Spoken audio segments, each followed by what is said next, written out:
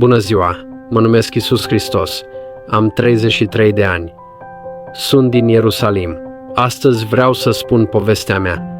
Eu iubesc oamenii. Eu iubesc pe toți.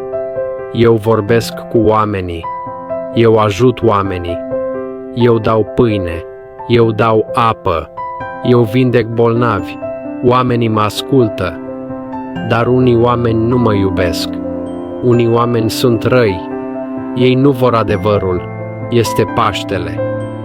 Paștele este o sărbătoare mare. Este o sărbătoare sfântă.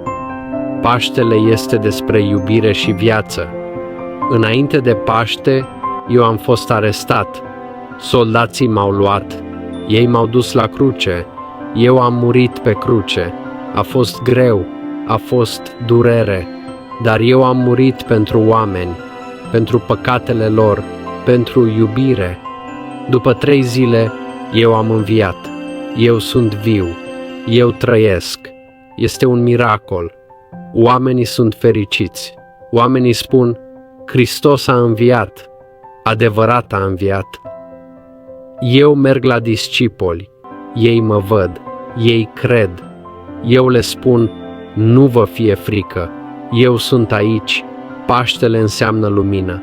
Paștele înseamnă speranță. Paștele înseamnă iubire. Astăzi, milioane de oameni sărbătoresc Paștele. Ei cântă. Ei se roagă. Ei spun, Iisus este viu. Și eu sunt cu voi. Eu sunt în inima voastră. Vă doresc Paște fericit, multă lumină, multă iubire, multă pace. Hristos a înviat.